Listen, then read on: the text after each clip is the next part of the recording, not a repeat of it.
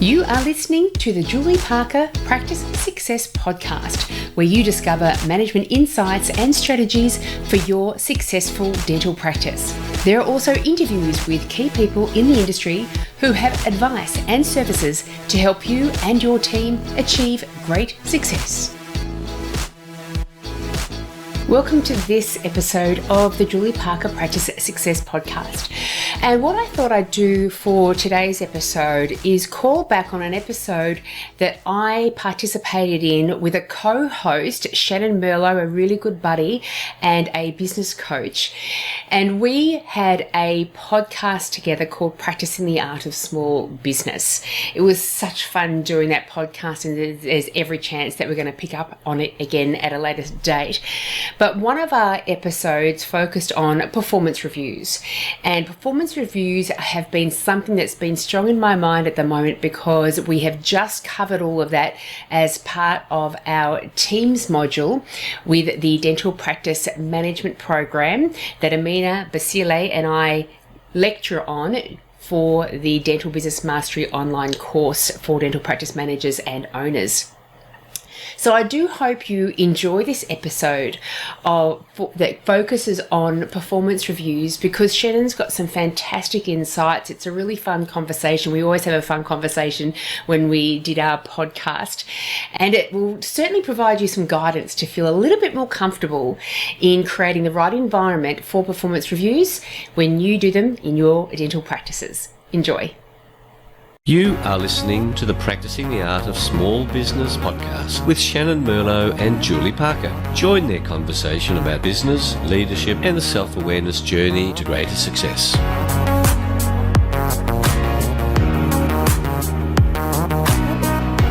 Hello, Julie. Hello, Shannyn. How are you? I'm really good today. The sun's starting to peek through the rain clouds. Well, we've got a beautiful still, but happy anyway.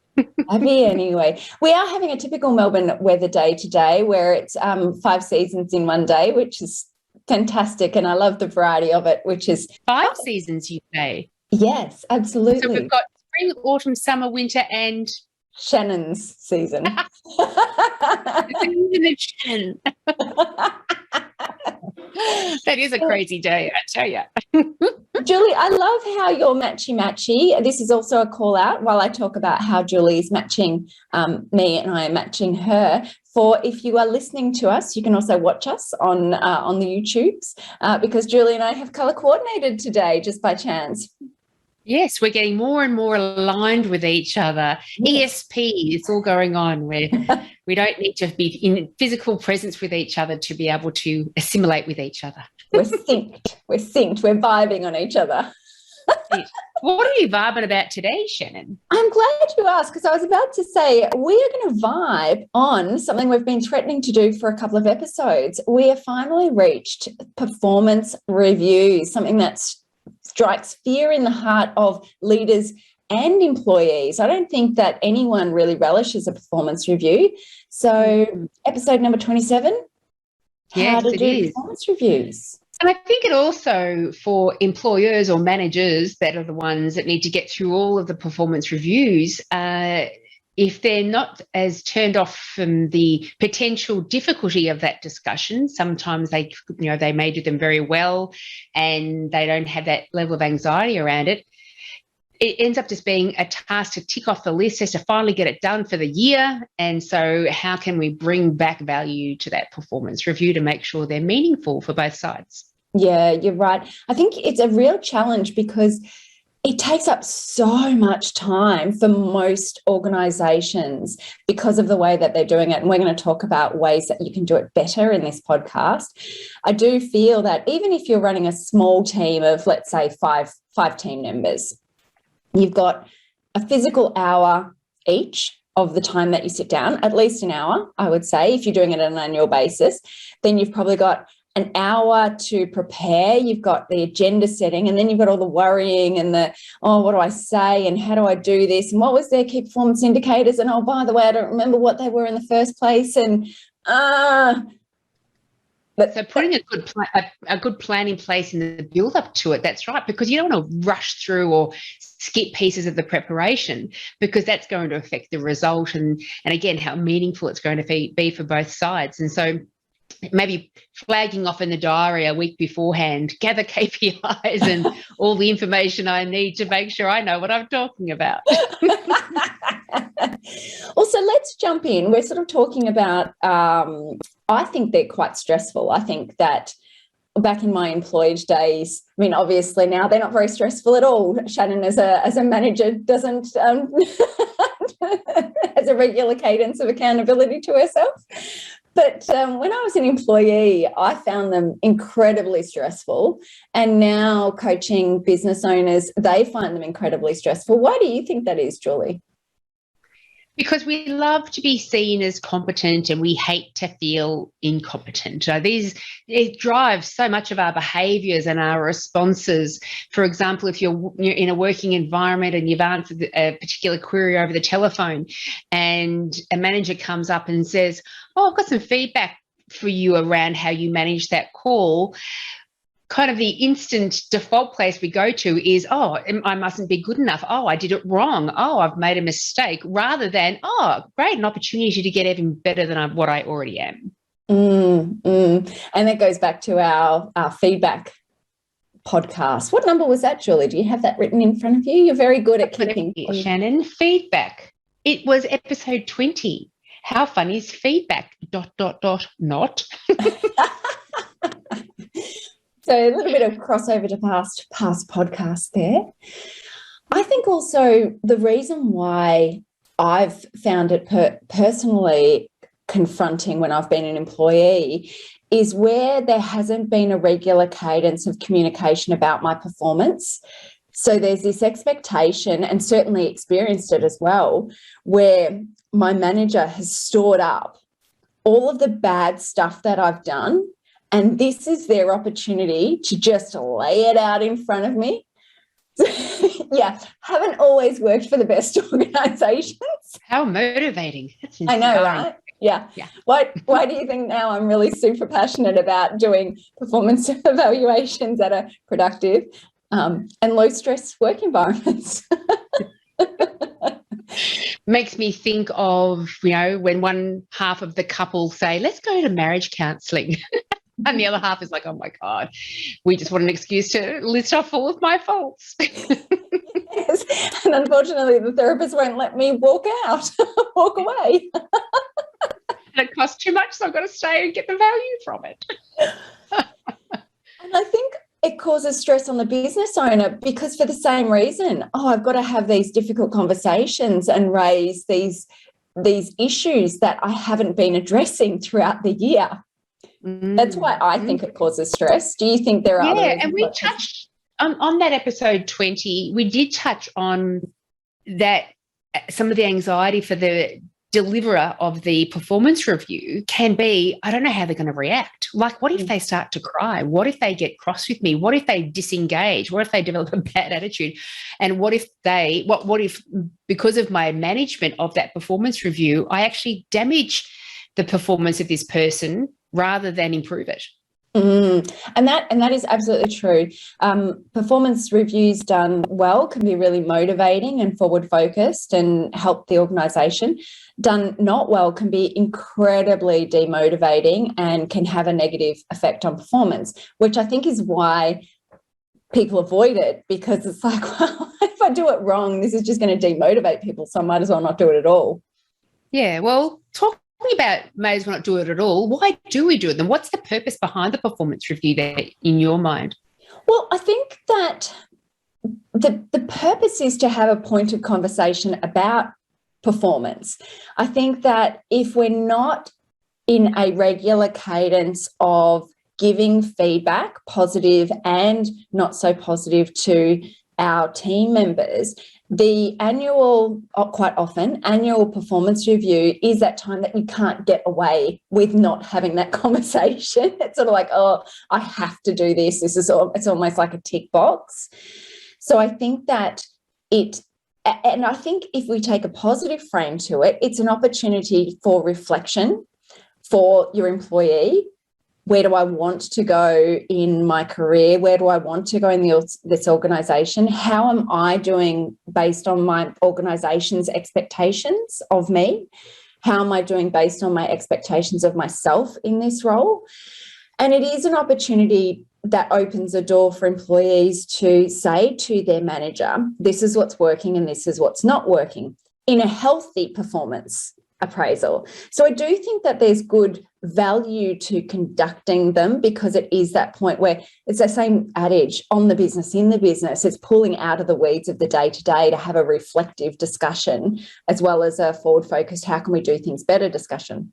So I think that that's why it's important. What are your thoughts on why you think it's important? Yeah, I agree. My top one was clarity of expectations, because quite often we think we're doing the right job and making people around us happy, but they haven't clearly defined exactly what the goal was, or they haven't identified where I'm slipping up. And so I think I'm doing a great job. So the clarity around the expectations, because maybe the boss thinks quite differently. It's such an important thing to focus on the positives as well as the areas of adjustment. And it's that, we have to check in on ourselves that when we are looking at the performance of the people that we work with, whether we're managers or just a bunch of team members working together, that we are looking at the performance of the people in front of us, giving equal time to both what they do great and how we can improve. And so really telling that person, rather than skipping over it, really telling that person carefully, the way you are over the telephone with our clients is so polite and happy and delightful. I love it. I love walking past the room and hearing you speak to them on the phone. Keep doing what you're doing. That is awesome. Rather than an alternative way could be telephone manner. You're good on telephone manner. How you are when you turn up to work in a professional environment every day, and you skip past these things because you think, well, they should be doing that. That is their job. No. Let's really reward the behaviour we want repeated, and certainly make it so obvious and clear to that person, I love those elements of your performance. Keep doing them. And then, of course, discussing the areas where you can see that improvement could be made, or why don't you try saying things this way, or bringing this attitude in, or having this mindset around it, or trying this different system, and providing suggestions for improvement. But to really go, if for example, if this person wasn't great over the telephone with clients, that you say, an area that I reckon you might be able to improve in is how quickly you can build rapport over the phone with our clients. You know who does it beautifully well? Shannyn. Shannyn is awesome at this. She's one, if you look at Shannyn and see how she builds rapport with clients over the phone, I reckon that will help get you right on track. Or, of course, we provide courses and training and support and role playing, anything that's required to help that person address the feedback issue that you've got. And certainly with performance reviews too, we don't know of the barriers to success for some people. Some people might say, I'm terribly shy. I feel very uncomfortable on the phone all the time. That's my barrier. Or I really want to do fantastically, but I've got no tools to be able to help me. I need resources to tap into to be able to help me. And so the identification of the barriers is important, because maybe this person also feels this is an area that I need to improve in, but that's where they've been stuck, because they've got barriers. So it's not the fact that they're unaware of the issue, it's that they are very aware of the barriers that are in place. And an example of what I'm talking about with that, recently I was in discussions with several team members within this dental practice, and the owner had a concern over the how well this particular dentist engaged patients in the explanations around treatments and what have you. I said, great, let's bring that staff member in. And one of the first questions I said are there any areas of improvement that you would like? And he said, yes, I'd love to be able to speak to the patients better. I feel like they go out confused. So he knew full well what the issue was, but let's talk about what the barriers to that are, and then we can overcome that. And of course, the performance review needs to be a supportive process and a way of administering that support. It's yet another opportunity to offer support to team members. And so even though they can be an uncomfortable thing, when you start to master the various different elements of it, I think that performance reviews are a tremendously powerful thing. Julie, there was so much gold in there. I've written so many notes that I want to unpack and reinforce. So let me see if I can just add little segments in on what you've just said, and hopefully I trust that they're going to add value to our audience. I'll let you know if they don't. That'll be part of the feedback I give you. Well, you may not give me feedback, it just won't turn up in the edit. I'm sure he said something more about that. No, he didn't. That's right. No, it didn't come through on the recording. Cut out. What did I say? On the cutting room floor. So you talked about being able to give positive examples as well as the not so positive examples. One of the things that's really important, and we'll come back around to the cadence of how often to give performance reviews and what that might look like. But what happens often, especially if we're only doing reviews annually or even biannually, is the recency bias.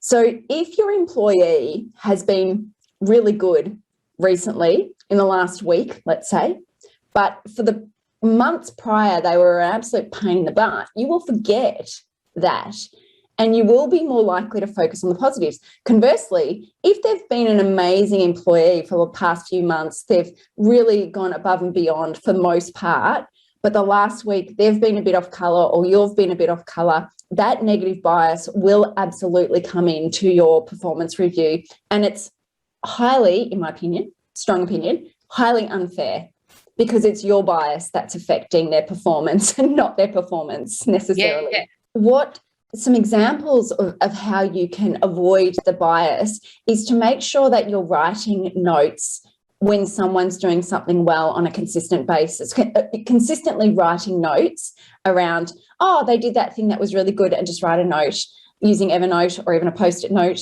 anything that relates to a note of a voice note. But doing both and having a regular reflection of how is this employee doing. So when you're doing this review, you've got a fair and even assessment across the whole period between one to the other of positives and negatives. I like it. And yes, I hadn't even thought about that aspect of it, that recency bias. I've made a note of that. That's very clever. I love a bias reference. You've already added value. That's not on the cutting room floor. Oh, tick. I have another one. We'll see. So you talked about the give positive examples, and I really liked how you did that in terms, look at me giving you positive reinforcement of your positive reinforcement.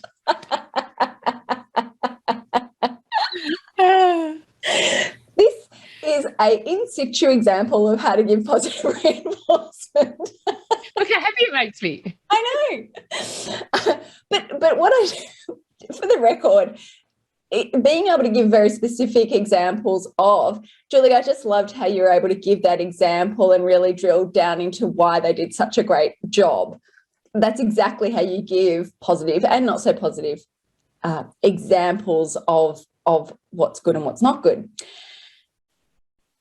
Unfortunately, a lot of people have been taught the sandwich method. So I'm going to cram the good, and then I'm going to jam a bit of not good in the middle. And please use your own reference for what you call the not good. If you're familiar with the sandwich method, you know the word I'm thinking. I'm just keeping this podcast clean, this episode clean. So you put the not so good in the middle, the not so good in the middle. And then let's wrap it up really quickly with another positive so they don't feel the pain. The analogy around this is you're still eating the poop. In a poop sandwich, you are still being forced to eat the poop. So don't try and mask the poop. Give it to them on a plate. But keep it separate. So you've got your poop meal, and you've got your dessert meal. You know? What are your thoughts on that?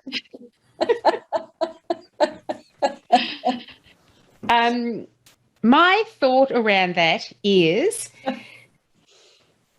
if we're going into the space, if we are interacting as a team in a fashion where opportunities for growth are shit, then I don't believe the approach, I think the approach could be improved. We have all experienced the unhelpful performance review, where it's been, oh, you know, you turn up professionally, you turn up on time all the time, your performance is appalling, but you always tend to leave on time as well, and I like what you bring for lunch, you know. And and quite often too, you either have this unsupported blur given to you, or you have 10 things given to you to try to improve upon for the coming year. Both ways I think are flawed. If you can develop as part of your team culture a growth of the value of growth. Here, we love growing and developing our skills. We love getting better. And you know how much I love Tony Robbins' constant and never-ending improvement. If we truly have that as part of our team culture, then there is no shit sandwich. There is opportunity for growth and development, and that's exciting. And I think that's the approach that some teams will find very, very helpful. Really good point. I think that whole point around culture is, if you've got an environment that's being created on some level by some way that isn't conducive to this improvement mindset or this innovation mindset, then this really goes back to foundational stuff around values and culture and shifting the entire bedrock or foundation of the organisation. Julie, while we're referring to our past episodes, have we done some culture episodes? We had it at number 14, I think. Am I correct? No, it's not the number 14. Which one was it? Number 18 was called Team Culture. Fantastic. So this episode is really a table of contents, I think, for our previous episodes. That's good. And yet again, Shannyn, you love values. Yet again, the values rise up in this conversation as to be an important element of your business. If you haven't already got your values stated, then this is one of the good reasons why the value of growth is tremendous for your organisation, because it's putting out there the opportunity for each individual to get better and better and better, which means your business will get better, better and better. Julie, you've moved the agenda on to values discussion. I'm going to go back to what you said at a point, because there's more stuff from what you said the last time that was gold that I want to interject additional things. But while we're on values, so good, you're so good. While you're talking about values though, the performance review time is actually another opportunity to say, here's how you are living the values and here's how you can improve.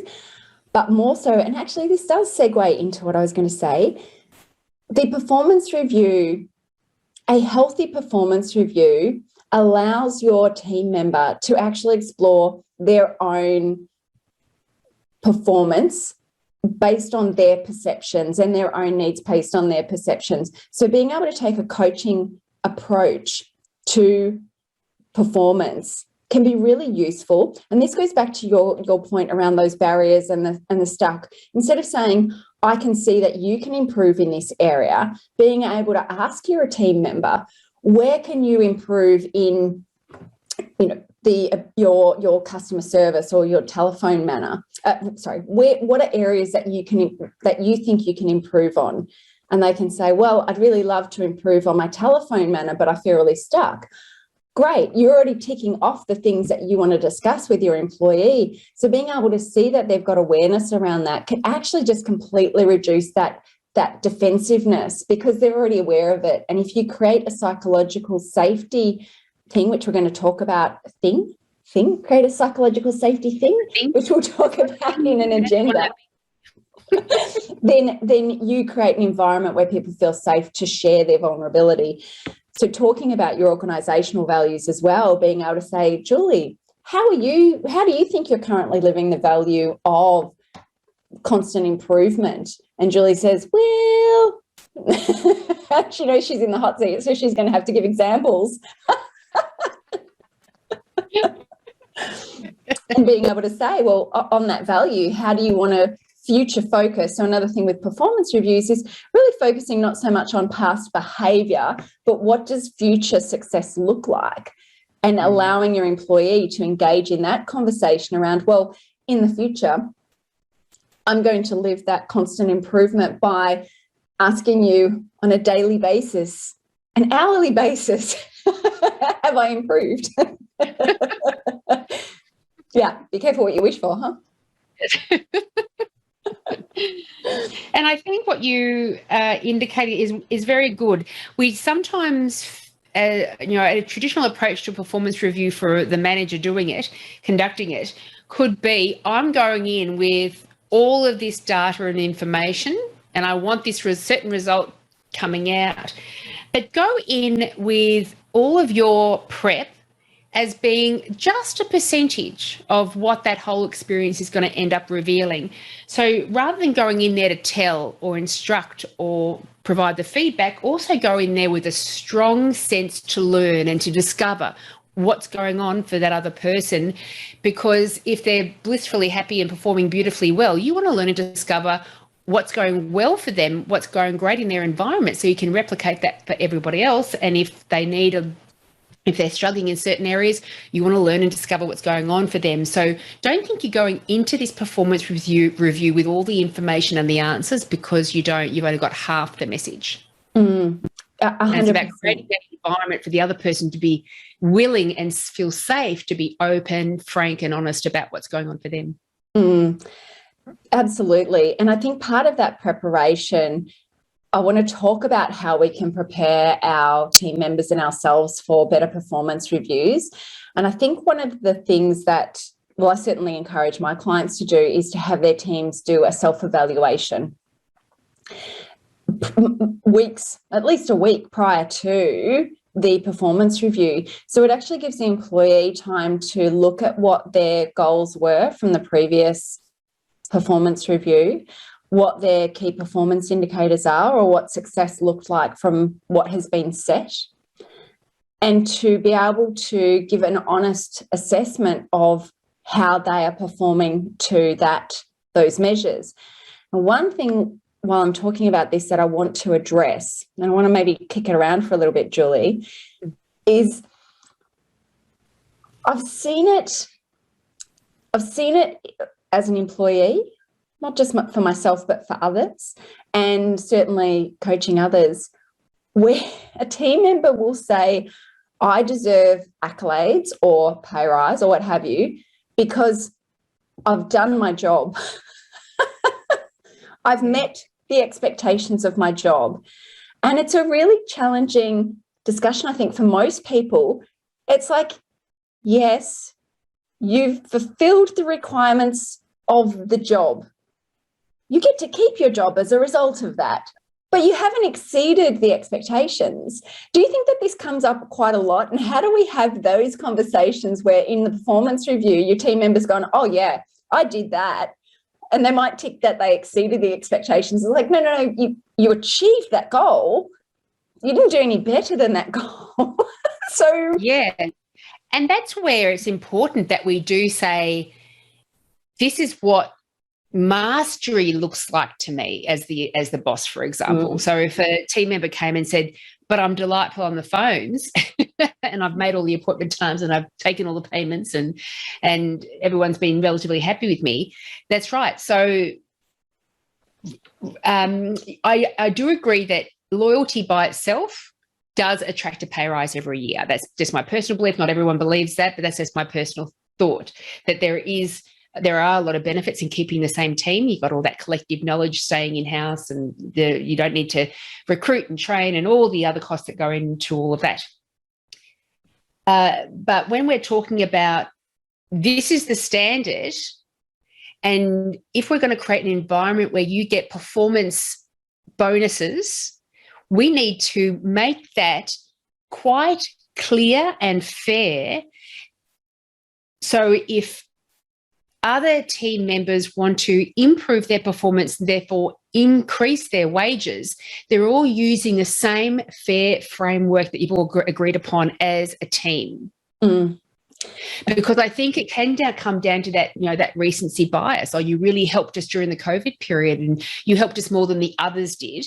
And so you deserve to have a permanent pay rise for that, where others may have then had magnificent performances in the months prior to COVID. And because they had little kids at home, they were just unable to go that extra mile during that little period of time. But and I do suggest that as a team, you write down all of the key characteristics and elements of the roles within the organization, such as professionalism and honesty and the physical appearance, how you turn up to work, you're always in uniform, it's pressed, it's, your hair's looking nice, and that you are reliable and dependable. And if a task is delegated to you, you get it done. All of the things that are important. This is an organic list. You are not going to pick up on everything straight away. So make it an organic list, but make it a list that everyone's contributed to, because in that process, what you're also doing is concentrating on each point, saying, where's the standard, first of all, which is a really important element. What's the standard, the minimum standard, before you start getting a performance review feedback session? And then what does it look like when you are hitting mastery with that? And therefore you get a pay rise for that. And I've created a Excel spreadsheet for dental practices where each of these elements has a point. And if you just have 1 point for everything, that means you're hitting target, meeting expectation. That doesn't achieve a wage increase. The loyalty box achieves an increase, but not if you are just meeting standard. What you've all agreed to is standard. However, when you start hitting mastery in places, that's when the pay increases start. More gold. But also, Julie, because we're doing a table of contents of past episodes that reflect on this, what's the episode that we talked about how to give bonuses or pay rises or money? What episode number was that? That was number 8, Shannyn, called How to Pay Staff. Great. Look at us setting the foundation for this podcast without even realising it. Oh, if someone's just joined us, they've got quite a bit of work on their hands to go back and listen to all the magnificent insights that we've had rolling out every single episode. Crazy. Absolutely. Absolutely. With regard to setting expectations, the quote from Brene Brown that I absolutely love, clear is kind, unclear is unkind. Oh, I love that. 100%. Right. The worst thing that we can do for our team members and our business is to not set a clear understanding of what success looks like. Mm-hmm. So when I say, hey, Julie, I just want you to be better, that is really unkind. It feels unkind. And on that kind of looking at what the expectation of meeting the expectation is and mastery of the expectation, saying, Julie, you're good. You're all good. You meet that expectation, but I want you to be better. Again, it's really unkind because people are probably going, yeah, that's quite unclear. Quite often when people give performance reviews, they literally say, you've met that expectation, but I want you to do better. How? What does better look like? What is the metric of success? How can I work towards achieving a better standard for you, boss, if you don't make it clear for me on what better is, on how to get there? It's unkind and it's unfair. And if you're operating that kind of a business, this podcast probably isn't for you because driving a business where you care about your team and you want them to actually be on your organizational bus means being clear around what success looks like.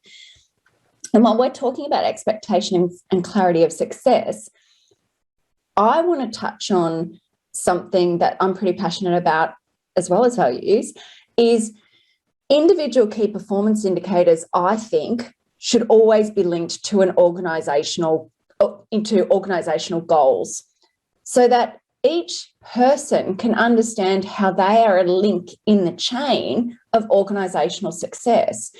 So again, if you're not clear what your organizational success measures are, how are you being kind to your teammates and getting them on your bus? Because if you don't know what success is in your business, how the heck are you going to ask your employees to help you get there? It's like getting everyone on the bus. I'm on this bus. I'm on a rant. I'm on a rant now, Julie.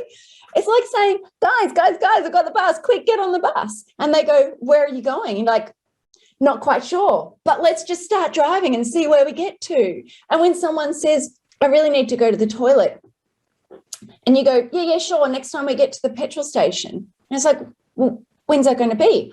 Well, we don't know because we're not really using a GPS, but I'm sure we'll get to one soon. So then you've got an employee there going, when, how, what, when are we going to stop? I need to stretch my legs. I need to go to the bathroom. So all of this is obviously an analogy. If you're running a business from a bus, good for you. But being able to look at ourselves and say, are we making the organizational success easy for our team members? Are we tying their performance to the bigger picture? So we're all on the bus, we're all working towards a greater level of success, helps people to buy into your organization and helps them buy into being on your bus. And you said a great word there, make it easy. Use the opportunity of the performance review to make it easy for that team member to be able to succeed. Yes, absolutely. Don't make it a maze. Don't hide that thing. Going back to your point around pay rises, Julie, I encourage people not to have the pay rise discussion at the same time as the performance review discussion. And the reason why this is because if your employee is going into the performance review knowing that at the end there's going to be a discussion around money, they're not using it as an opportunity to gather feedback and support, or using it as a collaborative discussion about performance and improvement. They're just waiting, and everything that you say is an indicator of whether they're getting a pay rise or not. It's true. They're doing a tally. Yep, that's pay rise. No, that's not.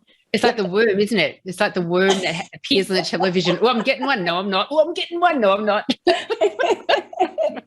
Exactly. They're more concerned with the worm than the content. Exactly.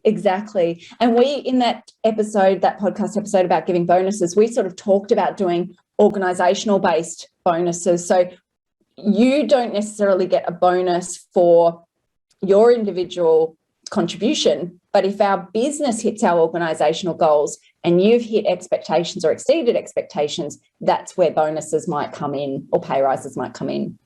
Nice. Yeah. But separate conversations. Yeah.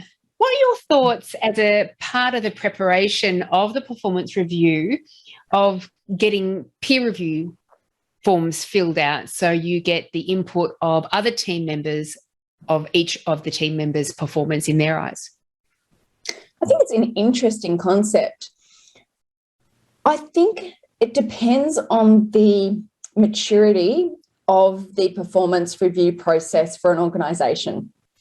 So what I mean by that is, if someone listening is going, oh my God, this is gold, I've not done any of my performance reviews like this before, I haven't done any preparation, I'm unclear about success, I've not done any coaching with it, I'm definitely doing biases. I think if you're at that stage of your performance review process, don't complicate it with trying to do a 360 degree or trying to get more feedback into the process, would be my advice.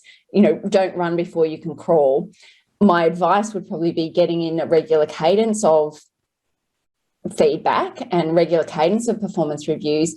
And once you've actually matured in the way that you do your performance reviews, that's when I would start to add other elements to it, with a caveat that I think we're talking about constant and never ending improvement. And if you're not having conversations with your team members about culture, what's driving good performance in your organisation, and if you're not having conversations when someone's not aligned with those expectations, if you're not having those early, then getting someone else's feedback to be able to facilitate that is a moot point. There was a lot of hyperbole in what I just said, I think. in specificity. I can specificity.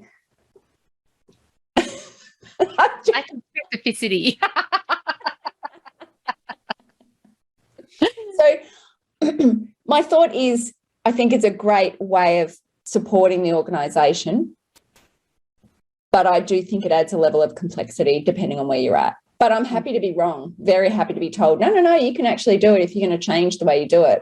What's your experience on it, Julie? Well done with your growth mindset that you're happy to be wrong. I'm very happy to be wrong at all times. I quite often am. My thought, I came across a practice that do the peer reviews, and my thought was, I first leapt into the thought of, oh, that's opening up a can of worms possibly. But then the more I thought about it, and what you've said, you've touched on this a little bit with what you've spoken about too. As you roll out performance reviews, if you're not doing them at the moment, for example, recognize they're not going to be perfect at the start, and always practice, modify, practice, modify, practice, modify. And that's what gets us to progress through to get it done very, very well.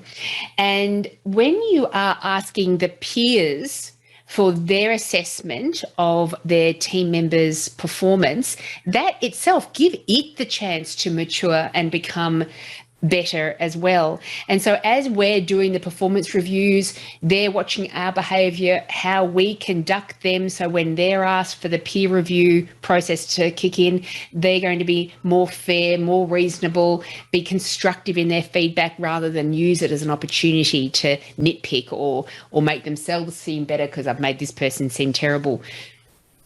And just to confirm, when you were talking about that, were you talking about peer review, not necessarily when I give you feedback, you give me feedback, or is it a whole organisational? That if we had that team of 5 people, did we say 5 people before? Let's just, for example. If we had that team of people working together, that when I'm about to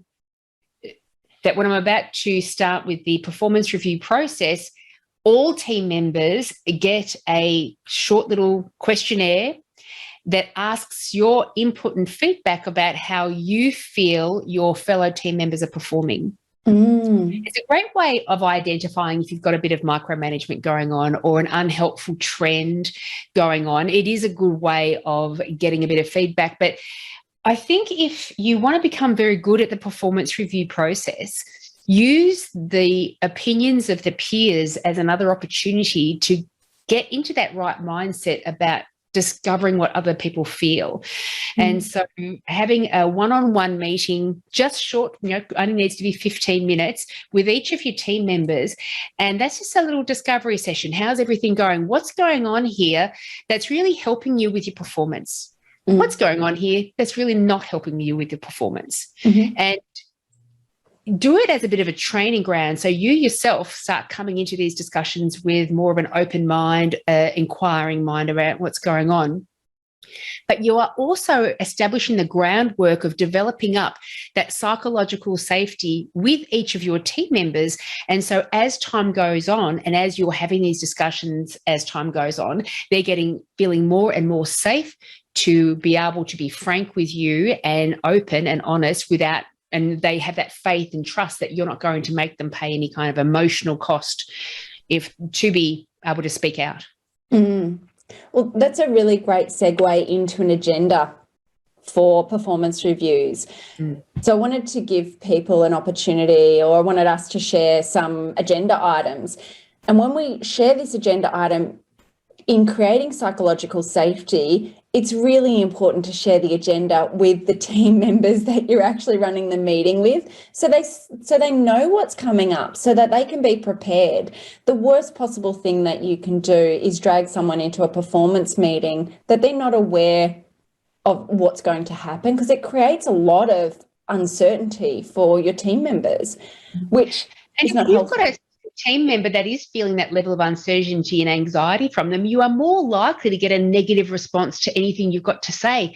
So you want to be able to create that lovely environment for that person where you don't stress, don't worry, it's all groovy. This is what we're going to be discussing, and I really want your feedback as well about me and how I'm managing you as well. So it's going to be a two-way thing here. Yeah. And I think giving that pre-review evaluation prior to the actual meeting can be quite helpful, because it gets people thinking about where they are, where they're not. Share that with you, the manager, prior to the meeting, so that there's a shared level of understanding of how I see myself, and then we can have a discussion around that. So there's sort of less surprises. With the agenda, there are a couple of two ways that I've read or heard of starting off the agenda to create psychological safety. And when we're talking about psychological safety, this is a bit of a buzzword these days in a lot of HR circles, but it's so important because our workplaces are an environment where we're more and more aware of the damage and opportunity that a workplace and a manager can have, or can the damage that a workplace and a manager can have to an employee in terms of psychological disturbance. But also conversely, if you provide an environment that is challenging but nurturing, and that is focused on development and care and kindness, then you've got this amazing opportunity to create an environment that fosters goodness within others. So creating psychological safety so that you're not potentially creating more harm for someone, then surely that's going to be a good thing.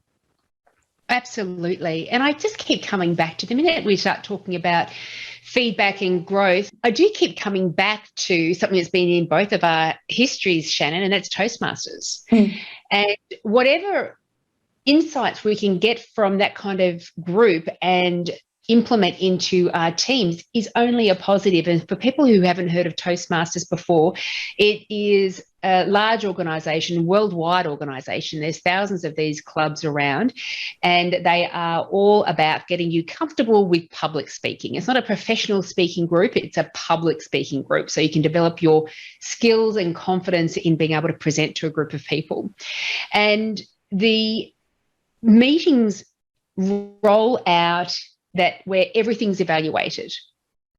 And as a participant, for example, you deliver a 5 to 7 minute speech. One of the other members is allocated the role of evaluating you. They get up and they say, this is what you did great. This is what I think you could do to improve upon, but, continue on growing and developing. Woohoo to you. And when you've been a member for a period of time, you really start to desire those important gems of feedback because you want to get better. I want to stop the yums. I didn't realize I was doing it so often. I want to start to speak more slowly. I didn't realize it was difficult to understand me.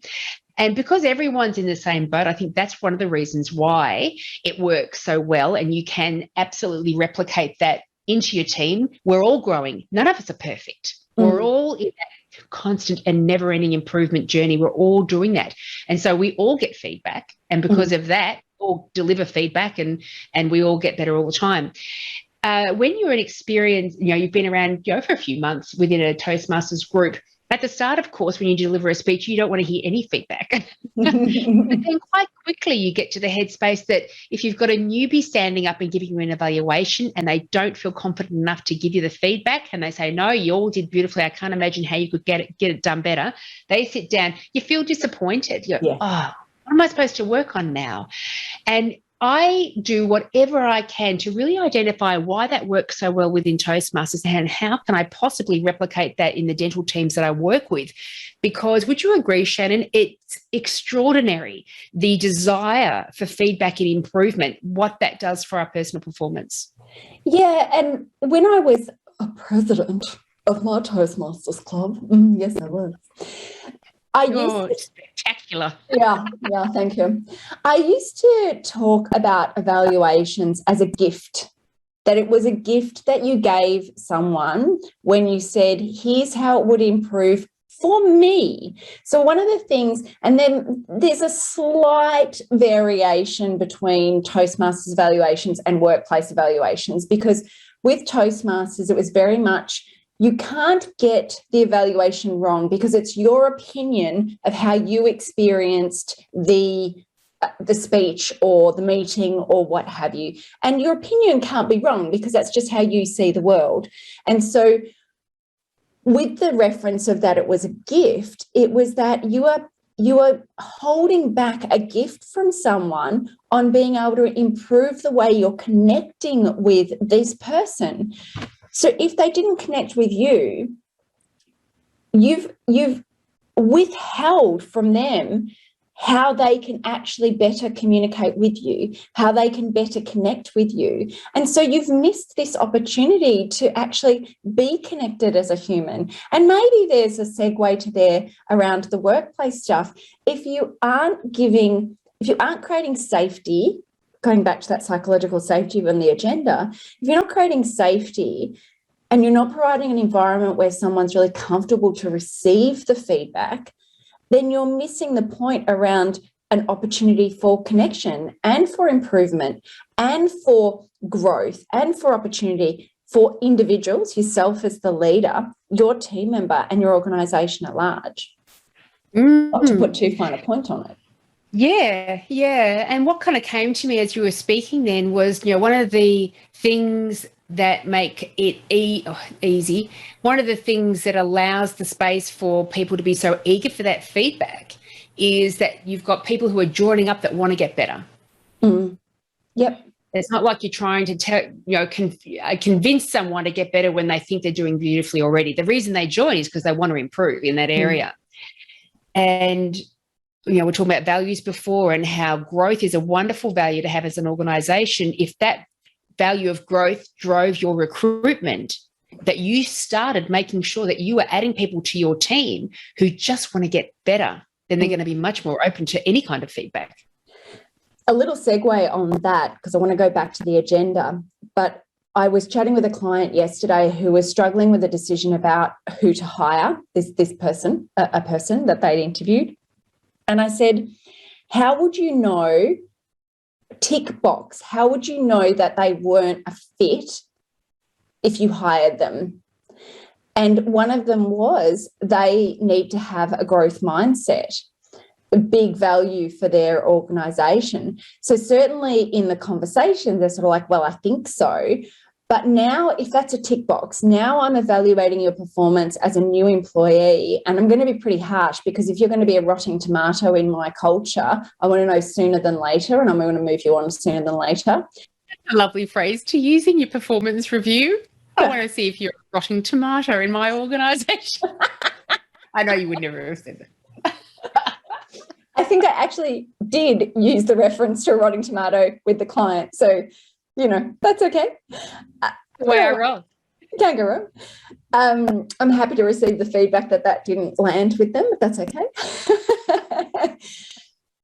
So with that, I encourage them to say, how will you know? You've got to test this. You've got to really test that growth mindset for them. And they have a pretty solid process around how they do things. But so much more important with a new employee to align very early. Does this person have a great growth mindset? If they don't, what do we do about it? So I think that setting those expectations around what are your organisational values, is this person living? I'm kind of repeating what I said before. Why am I? I've lost my train of thought. Can I go back to the agenda? Psychological safety. So there was two ways that I read or saw to create psychological safety. One presumes that you've created a lot of psychological safety within your organization. So this one I wouldn't necessarily recommend if you don't have a culture of support and nurturing.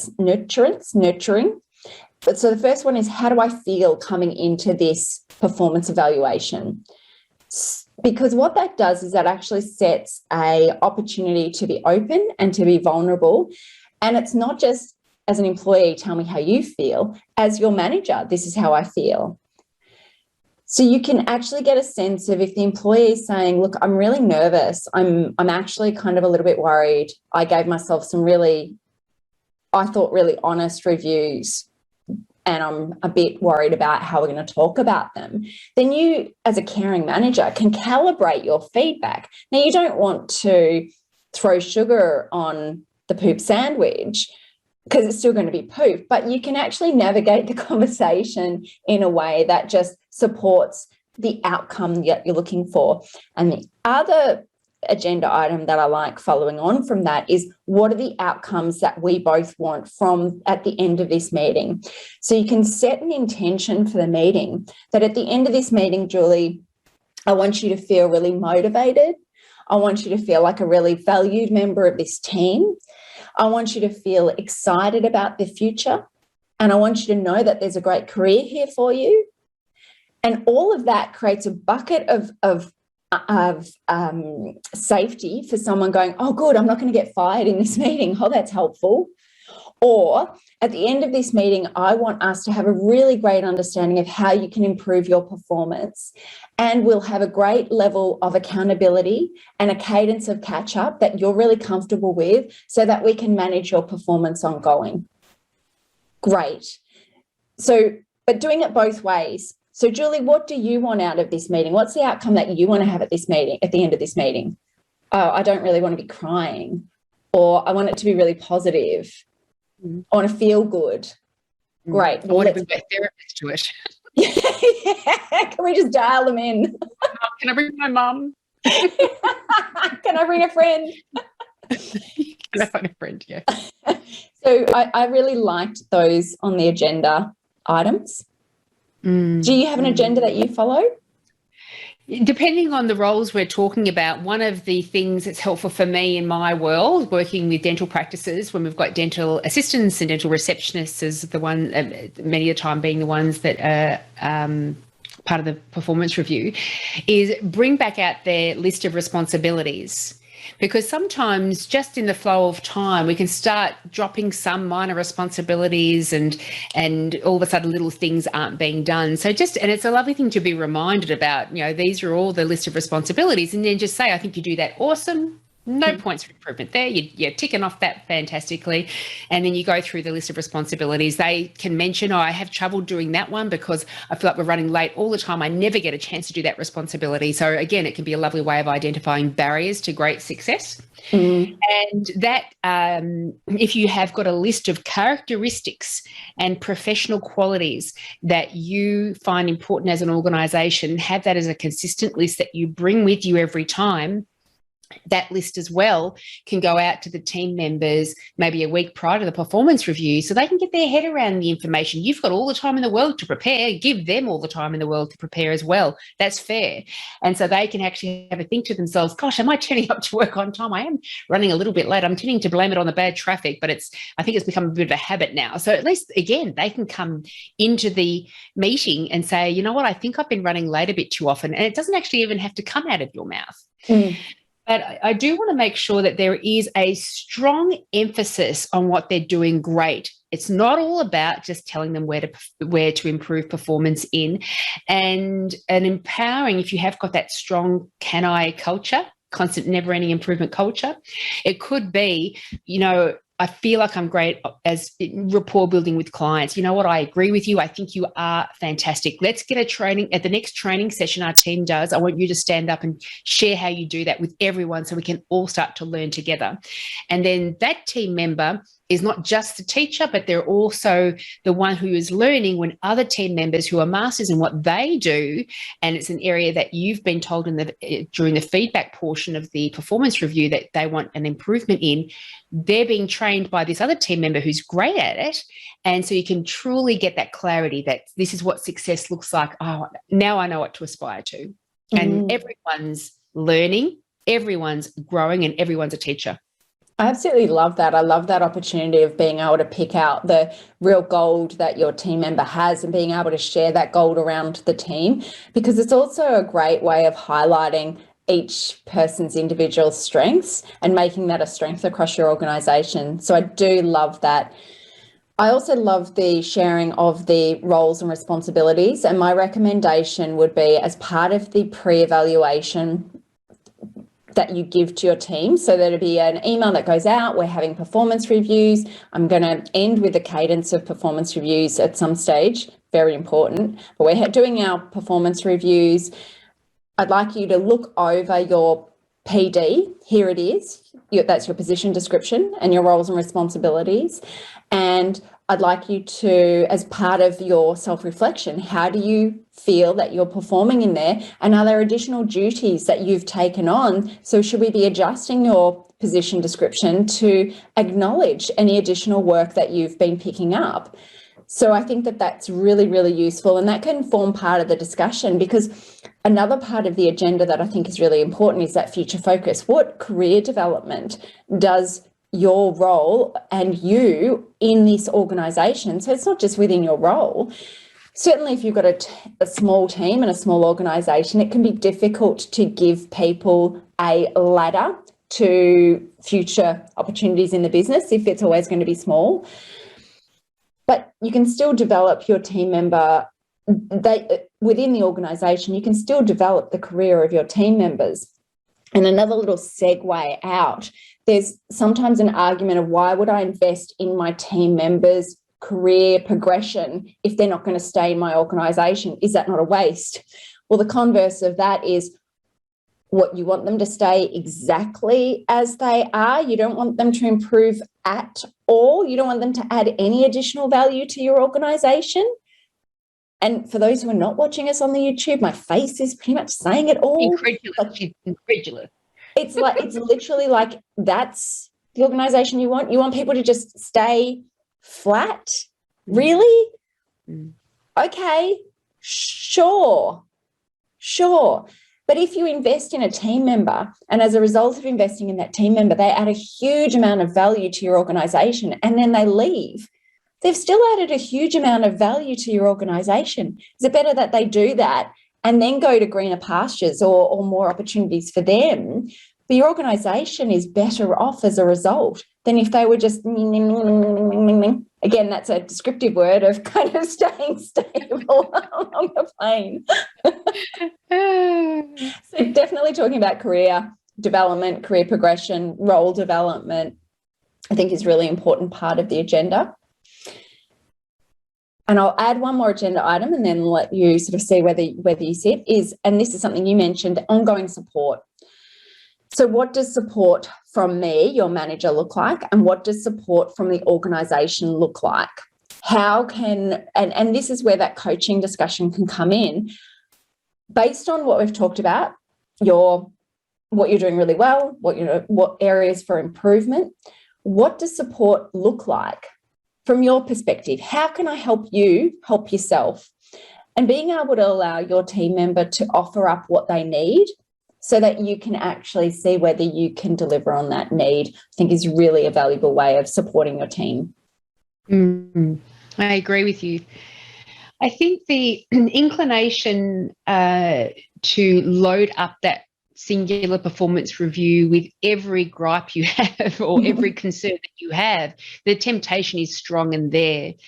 And I think the answer to that, because not many people would be able to be delivered 10 points of improvement and be able to work with that. That's too much. Recognise that their employment with you is hopefully a long journey, and we've got plenty of time to improve. We don't need to teach somebody to walk, run, swim and drive a car all in the first month. It is a process. And everything that they learn, they take on the next project when they're good and ready to take on the next project. If we overwhelm people, they feel completely incompetent. And you don't want someone to feel that way. So I've got if you can really finesse the process or check in on a quarterly basis, so you don't need to use that annual event to have this stream of things that you want to mention, and only give somebody one, at the maximum two, but really try to focus on one thing to improve at a time and make it a nice process that happens every quarter instead, depending on the size of your team. If you can do that and manage that, I think you'd probably get better results. Thank you for driving our discussion towards the cadence, because I think that that's a really important point. I do try and push that agenda quite heavily with clients of mine where they are doing annual performance reviews. And I think the resistance to moving to a more regular cadence, quarterly or even monthly, is because the annual performance reviews are so time consuming and so emotionally tedious that people don't want to do them more regularly because it's too much effort.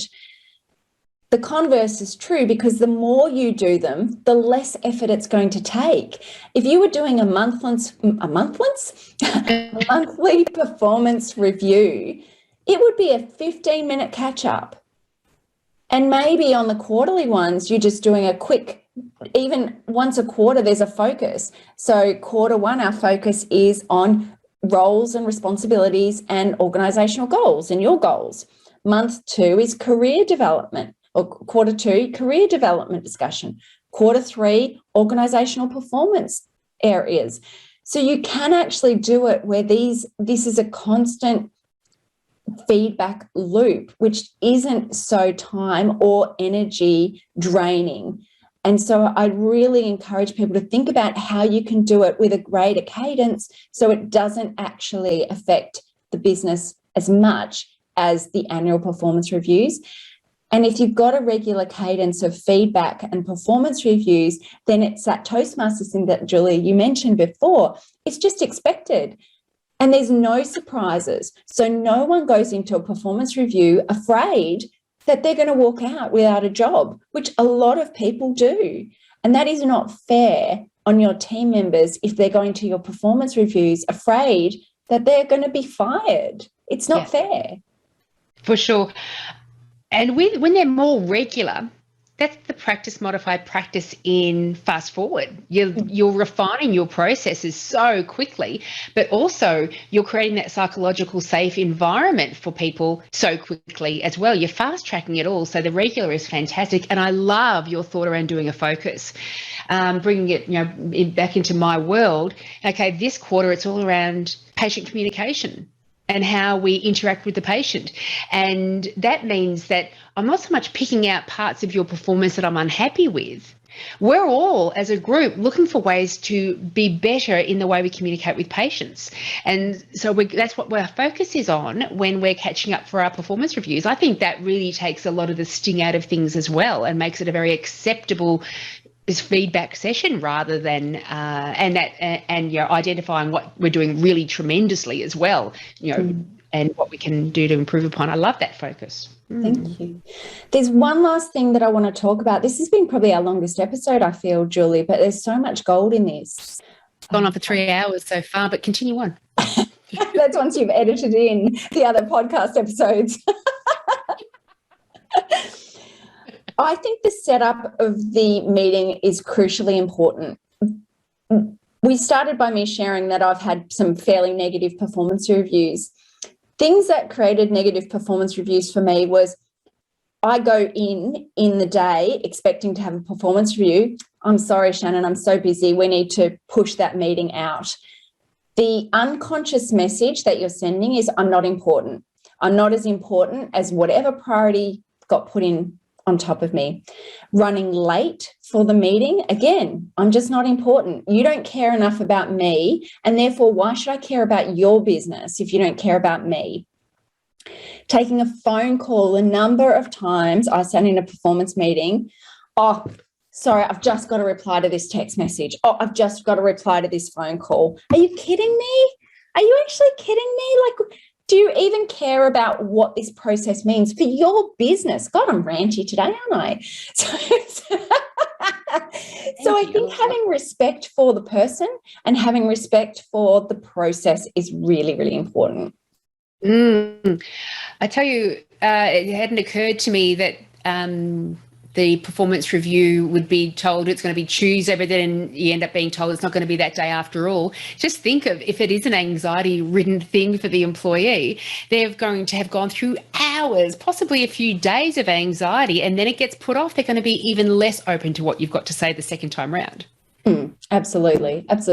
And much as I'm like, don't move it, if you're doing it as a regular cadence, it's actually not going to matter. But if you're putting the pressure on in this annual performance review, this is the big meeting where I get to give you feedback and you get to discuss your goals, and then I move it. So Julie, is there anything else that we need to say before we do a wrap up? And I feel like I don't know if I'm going to do a great wrap up this session because there's been so much in this. I'm happy. All my bits have been ticked off my page that I noted down. All right. Well, let's see if we can't. I'd encourage people to read the show notes because I'll make sure that all the key points are referenced. I think that we started off talking about the stress that is created in these performance reviews, and ways that you can reduce stress is to set expectations around what's going to happen, create psychological safety, create an environment where feedback is just part of the process, and reducing or improving the cadence, which might be more regular review sessions, will actually reduce stress for the performance reviews. Set clear expectations. So we talked about organisational goals, role clarity goals. We talked about what performance success looks like and being able to be really clear with your team around what success looks like. Success being meeting the expectations and then exceeding the expectations is really important, especially important for your business.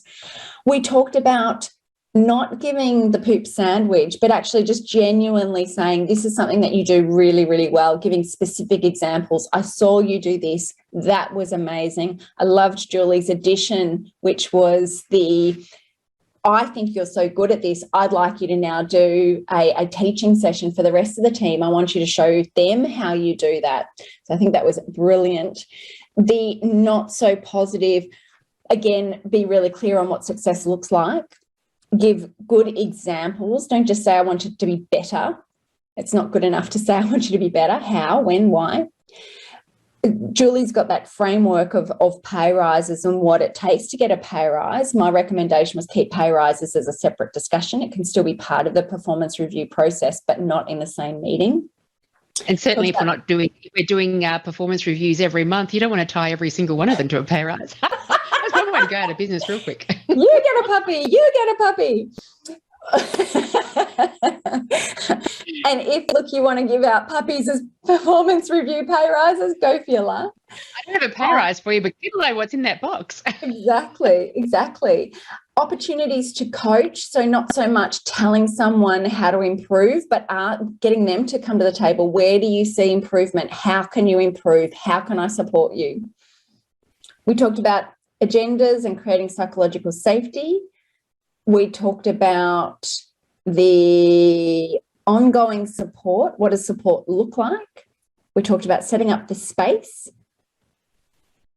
What else have I missed? Have I missed anything?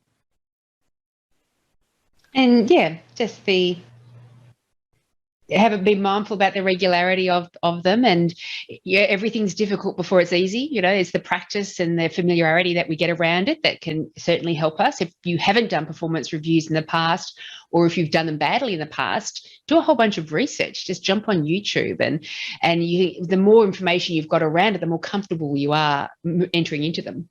And obviously, Julie and I have a lot to say about it. So if you would like to reach out to us on the comments, on the YouTubes, on the email, on the web, all of our contact information is in the show notes or are in the show notes, whatever English you prefer. So do reach out to us. We love to support business owners, dental practices to do things better. Yeah. And while you're contributing to us any comments that you might have, give us a 5-star review, share the podcast or the YouTube version of it with your friends if you think they're going to enjoy it. That'd be super. Throw it out there on social media as an awesome podcast show. That'd be super duper. And we'll give you a puppy. And we'll give you a performance review. In fact, if you'd like to give us a performance review, please send us an agenda. Send us an agenda ahead of schedule. And yes, we would like a puppy for our pay rise. Thank you very much. That's right. Well, thank you, Shannyn. I look forward to speaking to you again real soon. And as I do you. Yeah. Yep. That works. Good. Always a pleasure. Lovely, Julie. If you enjoyed today's podcast, then you should come along and join the club. The club is a whole library of lunch and learns with new lunch and learns being produced all the time that help your dental team gain greater success in your systems, in your team behaviours, in your patient management, in your patient engagement, in their treatment plans. They are usually around half an hour in length, and so team members can sit down, be paid for their lunch break, eat lunch while they're being inspired and delivered all of these insights and strategies that can be implemented so you all achieve greater levels of success. Also, Amina and I, my buddy from Dental Management Expertise, have a company, Dental Business Mastery, together. And our flagship online 1-year course for dental practice managers and dental practice owners to learn how to very successfully manage your dental practice is available. Head over to dentalbusinessmastery.com.au to find out more information, and has information about any other courses that we've got available. Also, make sure you do jump onto my website, julieparkerpracticesuccess.com.au, and you will see a whole load of free information. There are articles, the blog, downloads, templates, a whole load of things that are designed to help you overcome any specific challenge that you've got going on in your practice at the moment. If you have any suggestions of topics or guests that I can have on the podcast, please let me know. Thanks for listening.